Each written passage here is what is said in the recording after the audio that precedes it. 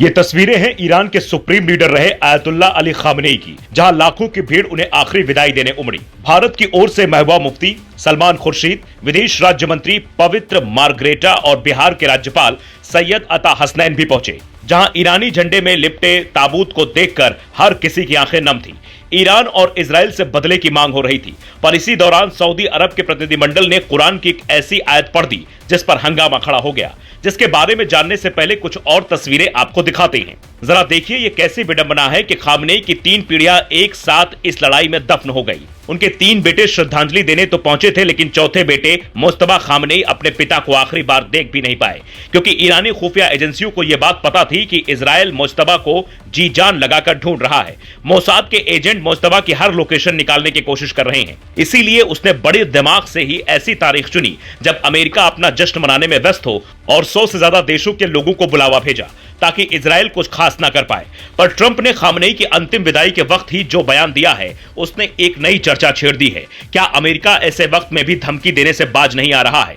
Trump एक interview में कहते हैं, अभी एक जगह ईरान के सारे बड़े लीडर मौजूद हैं। अगर हम चाहें तो एक झटके में सबको मिटा सकते हैं, लेकिन हम ऐसा नहीं करेंगे क्योंकि इससे बातचीत के रास्ते खत्म हो जाएंगे। हो सकता है ट्रंप को यह सलाह उसी सऊदी अरब और संयुक्त अरब अमीरात ने दी हो जिसने ईरान के कई ठिकानों को निशाना बनाया, पर जब बात मजहब की आई तो सब एक हो गए। सऊदी अरब की ओर से डिप्टी फॉरेन मिनिस्टर वलीद अल खेरजी के नेतृत्व में एक प्रतिनिधिमंडल पहुंचा, जिसने श्रद्धांजलि के दौरान कुरान की ऐसी आयत का जिक्र कर दिया कि अमेरिका भी दंग रह गया।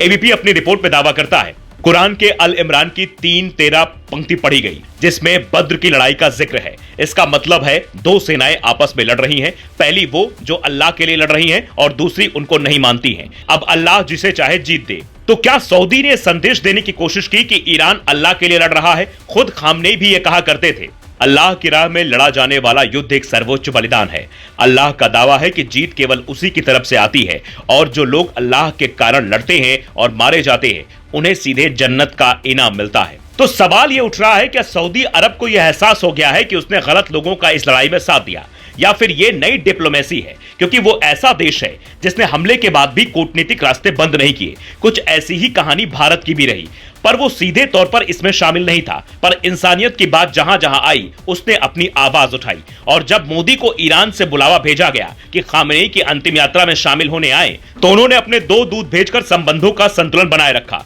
वरना मोदी अगर ईरान जाते तो फिर इजराइल और अमेरिका से भारत के संबंधों पर इसका असर पड़ सकता था। यही वजह रही कि भारत की ओर से आधिकारिक तौर पर 2 प्रतिनिधि गए, जबकि महबूबा मुफ्ती और सलमान खुर्शीद को भी वहां से बुलावा आया था। इसलिए इन्होंने भी वहां जाकर यह दिखाया कि हम इस घटना से दुखी हैं। इससे पहले ईरान की मदद के लिए कश्मीर से लेकर लखनऊ तक से शिया मुस्लिमों ने अपने बर्तन और सोने तक दान कर दिए थे।